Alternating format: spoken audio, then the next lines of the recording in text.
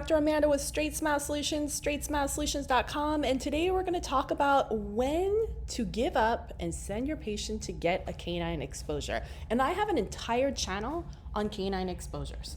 So you can watch all those other videos. We're not going to go into the thick of all that, diagnosing, treatment planning, anything like that, staging, sequencing wires, that all that information is there. This question is just going to directly address when do you go get it.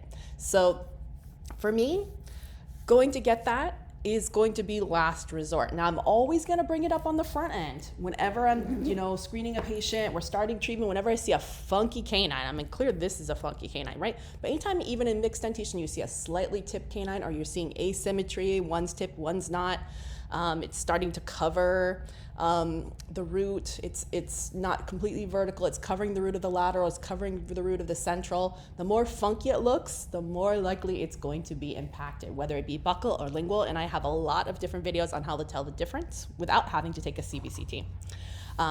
But starting early is the main thing, but in terms of most of the time, even though I have a video on dealing with Invisalign, I can tell you that was a nightmare. So I would never do that again. So I'm not saying you can't do it, because you can do it. It just takes 10 times longer and is so much more frustrating. So from now on, you have to be careful, because all of you want to, listen, I love to promise my patient aligners, but that's one of those situations where, sorry, you're going to have to do braces. So don't commit to a case that you're not prepared to do braces and an exposure surgery with. And remember, an exposure surgery is going to be a couple thousand extra on top of the braces, and you should not be doing it. A periodontist or an oral surgeon should be doing it, and insurance may or may not cover it. And when it's time to get it is the time you got to get it. You can't plan. It's when it's time. Okay, they're gonna have a few months max to go get it done. And it's gonna be quite a surgery. Having done many with patients and now had a child who had one, it's a completely different story being a parent of one of these. It is rough on a little kid. It is not fun, okay? I will never wish that on anyone unless I had to. So I will always do every possible intervention. And again, I've got tons of videos in my channel under impacted canines. But the question is, when do you give up? So first of all, you do not send them until every single tooth is straight except for that tooth, which is impacted. That means all the teeth need to be erupted, including second molars.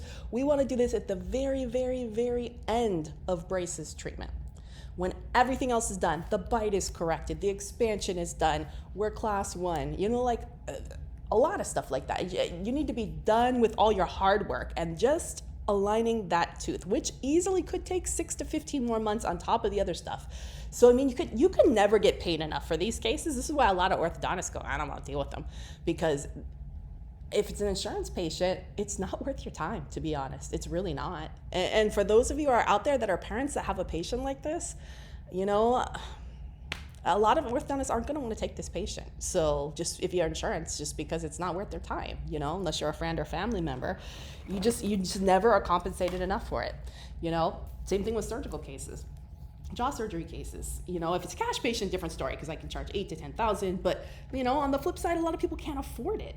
So it's better to just do the intervention and get it out of the way. Everything needs to be straight, bite needs to be corrected, all permanent teeth, including second molars, need to be in. You need to have proper space for it. That means no baby teeth left. There needs to be proper space all around for that tooth to come in. However you need to create that space, whether you're using sequential distalization, open coil springs, the midline should be on, everything done but, okay? So it's real easy. And a lot of you are trying to rush into doing exposures, and it's not time yet. We haven't thrown the towel in yet.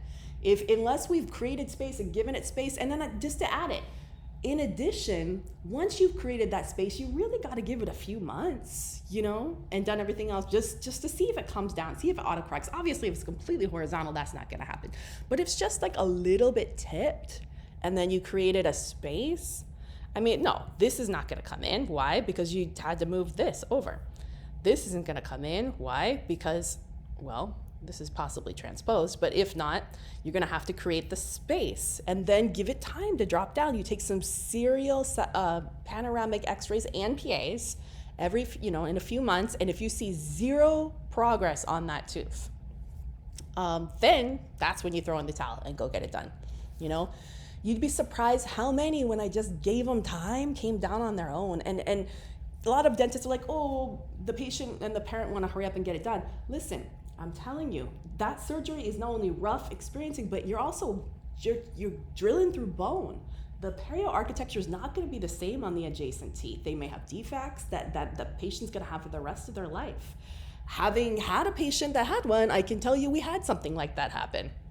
So, it wasn't my fault. I don't know if it's the surgeon, but what happened in the surgery, but this was the first time I'd actually had that young of a patient, which happened to be mine, and my own kid, that had a defect in the bone after the exposure surgery. And we were unable to straighten that tooth so that we could bring this tooth down.